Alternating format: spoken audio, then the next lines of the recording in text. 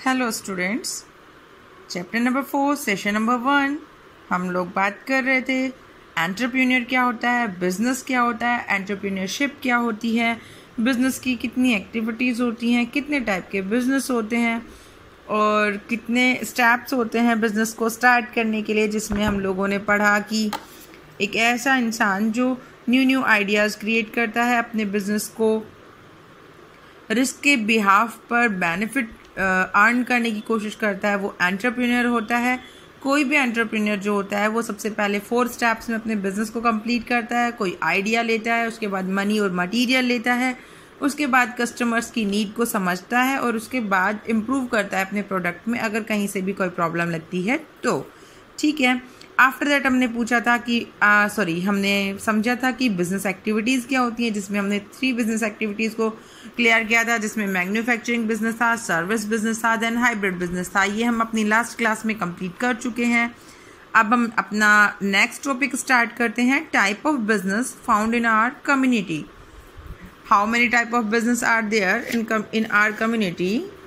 हमारे कम्युनिटी में कितने तरह के बिजनेस हैं जो कि पब्लिक करती है। फर्स्ट ऑफ ऑल जो हमारी कम्युनिटी है उसमें बहुत सारे बिजनेस होते हैं, क्योंकि जो लोग होते हैं वो अपनी रिक्वायरमेंट के हिसाब से वैरायटी प्रेफर करते हैं बिजनेस की। ठीक है, सेकंड थिंग इज़ दैट जितने भी स्पेसिफिक बिजनेस पर्सन जो होते हैं, जितने भी एंटरप्रेन्योर होते हैं, वो आइडेंटिफाई करते हैं नीड्स को और उसके साथ में पब्लिक के इंटरेस्ट को और उसके बिहाफ पर एक स्पेसिफिक एंटरप्राइज को जनरेट करते हैं, मतलब बनाते हैं। ठीक है, एस्टैब्लिश करते हैं। जो सबसे पहला बिजनेस है जो हमारी कम्युनिटी में बहुत ज़्यादा हम जिसे बोलें कि डिमांड पर होता है, वो है सोल प्रोप्राइटरशिप। सोल का मीन्स होता है अकेला, एक अकेला इंसान जो कि किसी भी बिजनेस को कंप्लीट करे, that is called sole proprietorship. जो भी अकेला सिंगल पर्सन किसी बिजनेस को करता है वो खुद ही उस बिजनेस का मालिक होता है। ठीक है, उसकी लीगल एंटिटी होती है, मतलब वही उसी की सारी लाइबिलिटीज़ होती हैं, उसी की सारी मतलब डिमांड भी वही फुलफिल करेगा, यूज़र का इंटरेस्ट भी वही जानेगा, मनी भी वही इन्वेस्ट करेगा, मटेरियल भी वही प्रोवाइड कराएगा। आपने जो बिजनेस ओपन किया है उसमें उसकी कौन कौन सी लाइबिलिटीज़ हैं। लाइबिलिटीज़ मतलब जिम्मेदारियाँ, जैसे कि आपकी शॉप में कुछ ख़त्म हो गया है तो भी वही लाएगा, आपको बिल भरना है तो भी वही भरेगा, आपको अगर किसी हेल्पर की नीड है तो भी इसका अरेंजमेंट भी वही करेगा। मतलब जैसे अपन बोलते हैं ना, करता और धरता वही है। ठीक है, तो मतलब एक ऐसा इंसान जिसके ऊपर सारा भार होता है। ठीक है, तो ये सभी किस में होता है, कौन से बिजनेस में होता है? सोल प्रोप्राइटरशिप में। इसमें देखो मैंने क्लियर लिखा है, the sole proprietor is not a legal entity, it simply refers to a business person who is personally responsible for all the debts. Legal entity का मीन्स ये होता है कि उसके लिए कुछ ऐसा नहीं है कि अपन को रजिस्ट्रेशन करवाना पड़ेगा। सपोज टू भी आपको किसी की कोई ऐसा जनरल स्टोर खोलना है, या आपको कोई हम बात करें कि कोई स्वीट्स की शॉप खोलनी है छोटी सी, तो उसके लिए आपको किसी भी लीगल एंटिटी की नीड नहीं होती है, आप अपनी शॉप सिंपली खोल सकते हैं। ऐसा नहीं है उसके लिए आपको रजिस्ट्रेशन करवाना पड़ेगा, फिर आपको उसके लिए इंटरनेट पर अपने आप को रजिस्टर करना पड़ेगा, ऐसा कुछ नहीं होता है। ठीक है, सिंपली अपन कोई भी इंसान जो बिजनेस करता है वो सारी रिस्पॉन्सिबिलिटीज़ प्ले करता है, सारी लाइबिलिटीज़ प्ले करता है, और उसके बशर्ते अगर उसको फ़ायदा होता है तो भी वही रखता है, और नुकसान होता है तो भी वही भरता है। ठीक है, वो खुद के बिजनेस का सेल्फ का ऑनर होता है, मतलब सारी चीज़ें उसी के अंडर में होती हैं। अब अपन सिंपल अगर इसके एग्जाम्पल लें तो कोई छोटी फैक्ट्री बोल सकते हैं या कोई भी शॉप बोल सकते हैं, ये इसमें आती हैं सोल प्रोप्राइटरशिप में। ठीक है, अब हम देखते हैं सोल प्रोप्राइटरशिप की जो उसके जो वर्क्स होते हैं, उसकी जो लाइबिलिटीज़ होती हैं वो किस फॉर्मेट में होती हैं। देखिए, सोल प्रोप्राइटरशिप का जो पर्सन है वो 1 मैन कैपिटल, मतलब उसी को जमा पूंजी लगानी है, इसके जगह पर उसको जो भी बेनिफिट अर्न होगा वही रखेगा।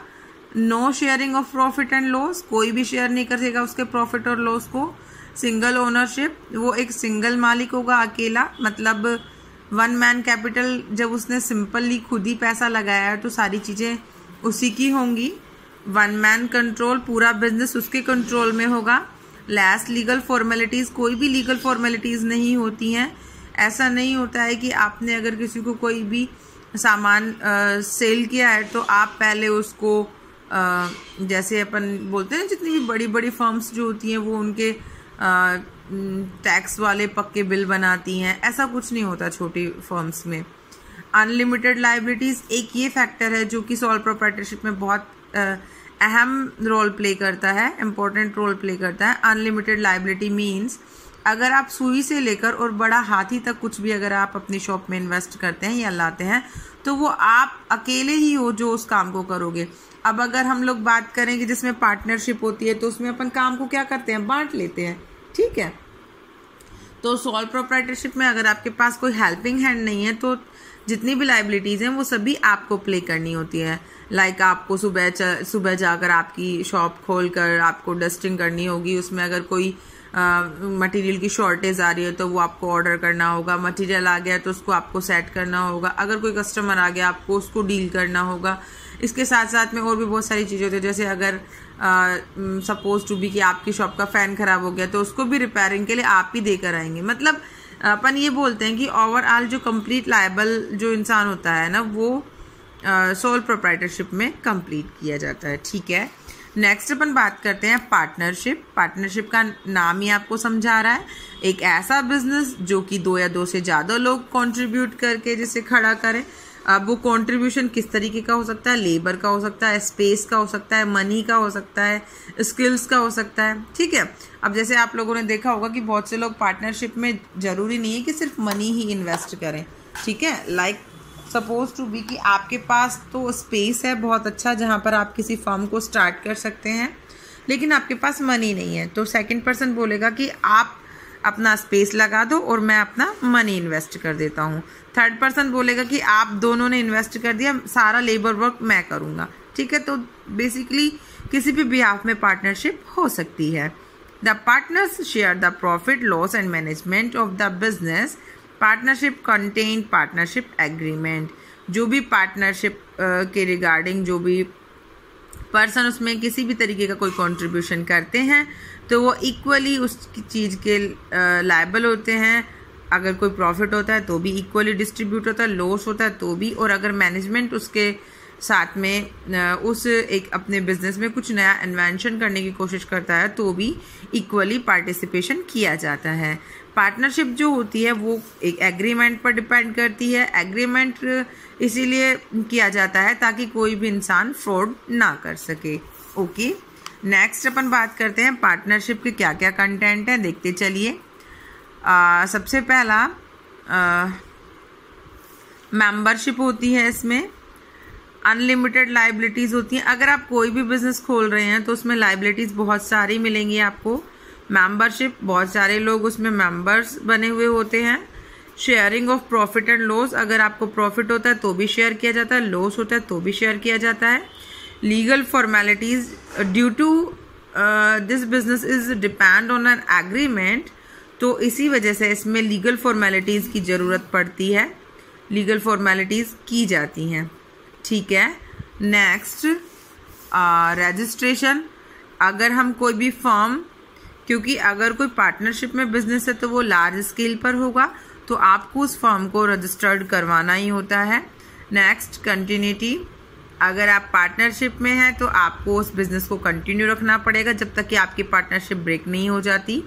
नेक्स्ट कॉन्ट्रैक्चुअल रिलेशनशिप, कॉन्ट्रैक्ट के हिसाब से आप लोग अपनी रिलेशनशिप को प्ले करते हैं। Next transfer of interest. अगर आपने कोई मनी लिया है और उस मनी को आप कोई इंटरेस्ट पे करते हैं तो वो इंटरेस्ट भी आपको अपने जो भी आपका बिजनेस है वहाँ से पे करना होता है, ठीक है। तो ये बात हो गई पार्टनरशिप की। नेक्स्ट अपन बात करते हैं third type of business, that is called corporation. सभी ने सुना होगा कॉरपोरेशन मीन्स एक ऐसा संगठन, एक समुदाय, ठीक है। A corporation is a business that is owned by its shareholders who elect a board of directors to observe the organization activities. किसी भी कॉरपोरेशन टाइप बिजनेस में जो भी कॉरपोरेशन मतलब बनाई जाती है उसमें शेयर होल्डर्स होते हैं जो अपना जो मनी है वो शेयर परचेज करके इन्वेस्ट करते हैं। और कोई भी कॉरपोरेशन जो होती है उसमें चुनाव मतलब कोई बोर्ड बनाया जाता है जिससे कोई इलेक्शन टाइप होता है जिसमें इलेक्ट करके एक डायरेक्टर को ऑब्जर्व करके डायरेक्टर बना दिया जाता है। ठीक है। कुछ कुछ ऑर्गेनाइजेशन ऐसी भी होती हैं जो कि प्रॉफिट पर बेस्ड होती हैं, कुछ ऑर्गेनाइजेशन ऐसी होती हैं जो नॉन प्रॉफिट बेस्ड होती हैं, और कुछ ऑर्गेनाइजेशन ऐसी होती हैं जो कि चैरिटेबल होती हैं। ठीक है। प्रॉफिट बेस्ड जो होती हैं वो इक्वली सपोज टू बी कि अगर आपका कॉरपोरेशन कोई प्रॉफिट बेस्ड है तो जितने भी शेयर होल्डर्स होंगे उन सभी को इक्वल प्रॉफिट मिलेगा। अगर कोई नॉन प्रॉफिट कॉरपोरेशन है तो वो नॉन प्रॉफिट कॉरपोरेशन क्या करती है, वो सिर्फ समाज के लिए काम करती है। सपोज टू बी कि आपका कोई कॉरपोरेशन नॉन प्रॉफिट है तो उसमें जो भी एक्स्ट्रा इनकम होती है वो उसी कॉरपोरेशन में इन्वेस्ट कर दी जाती है। और हम थर्ड बात करें चैरिटेबल मीन्स, जितने भी कॉरपोरेशन कुछ ऐसे बिजनेस होते हैं जो कि चैरिटी पर डिपेंड करते हैं, जितना भी प्रॉफिट उस कॉरपोरेशन को अर्न होता है वो चैरिटी या किसी ट्रस्ट में दान कर दिया जाता है। ठीक है। तो इसमें कॉरपोरेशन के बिजनेस में दो तरीके के बिजनेस हैं। सबसे पहला प्राइवेट कॉरपोरेशन। प्राइवेट का सेक्टर का मीन्स कोई एक स्मॉल कॉरपोरेशन जिसमें कि लिमिटेड शेयर होल्डर्स होते हैं और लिमिटेड ही स्टॉक इशू कराया जाता है ताकि वो इजीली क्लियर किया जा सके। तो प्राइवेट कॉरपोरेशन का जो अगर हम एग्जांपल लेते हैं तो वो कारगिल है। कारगिल एक प्राइवेट कॉरपोरेशन है जिसमें स्मॉल स्टॉक के बिहाफ पर शेयर होल्डर्स अपना वर्क करते हैं। पब्लिक कॉरपोरेशन जो होता है उसमें ऑथोरिटी होती है, स्टॉक बहुत लार्ज होता है और उस स्टॉक को पब्लिक की डिमांड पर मार्केट में सेल किया जाता है। इसमें बहुत लार्ज नंबर के शेयर ऑफ होल्डर्स होते हैं और पब्लिक की जो कंपनी होती है वहाँ पर जैसे अपन बोलते हैं ना किसी लॉ और गवर्नमेंट रेगुलेशन के हिसाब से उन्हें एक तरीके से अपन बोलते हैं ना वो कर दिया जाता है। सॉरी माइंड से स्लिप हो गया वो नाम। जैसे सपोज टू बी कि डोमिनोज का एक बहुत बड़ा सेंटर है, डोमिनोज की एक बहुत बड़ी ऑर्गेनाइजेशन है, मतलब एक कॉरपोरेशन टाइप है। और जगह जगह जितने भी अलग अलग सिटीज़ में जो भी डोमिनोज के सेंटर खुलते हैं वो उसके अंडर में होते हैं, मतलब उनको उसका नाम कैरी करने के लिए सिर्फ डोमिनोज अपने सेंटर पर डोमिनोज लिखने के लिए उन्हें एक fixed amount of money charge करना होता है डोमिनोज के मेन हेड सेंटर को। उससे अपन कुछ बोलते हैं, देखिए मेरे माइंड से स्लिप हो रहा है, ध्यान नहीं आ रहा, याद आएगा तब बताऊंगी। ठीक है। तो अगर हम पब्लिक कॉरपोरेशन की बात करें तो उसका बेस्ट एग्जांपल है रिलायंस का जो कॉरपोरेशन है। और जो लास्ट हमारा फोर्थ टाइप का जो बिजनेस है वो है cooperative society. A cooperative society is a voluntary association of people who came together and invest their small saving to form a organization. The cooperative society is formed for mutual benefit of all the members. The cooperative society is formed with an idea of supporting each other to achieve a common economic objective. cooperative society जो होती है ये एक association में work करती हैं। इसमें लोग आपस में साथ आकर छोटे छोटे सेविंग ऑफ अमाउंट को एक ऑर्गेनाइजेशन की तरह वर्क करके उसमें इन्वेस्ट करते हैं और इससे जो भी म्यूचुअल बेनिफिट होता है वो सभी मेंबर्स में इक्वल शेयर कर दिया जाता है। कॉरपोरेटिव सोसाइटी का जो मेन हेड मेंबर होता है उसका आइडिया कंप्लीट मेंबर्स के उसमें फॉलो किया जाता है। अगर हम इसका एग्जांपल लें तो क्या है, अमूल का जो सोसाइटी है वो कॉरपोरेटिव है, उनमें जो भी बेनिफिट होता है वो इक्वली जितने भी हम बोलें कि जितने भी उसके सेंटर्स हैं उसमें इक्वली डिस्ट्रीब्यूट कर दिया जाता है। होप सो कि आपको ये वीडियो समझ आई होगी। अगर फिर भी आपको कोई डाउट है तो मुझसे पूछिए। सारे टॉपिक्स को कर लीजिए और जितने भी टॉपिक्स मैंने कंप्लीट कराए हैं उसे अपनी नोटबुक में कंप्लीट करके मुझे सबमिट कीजिए। Thank you.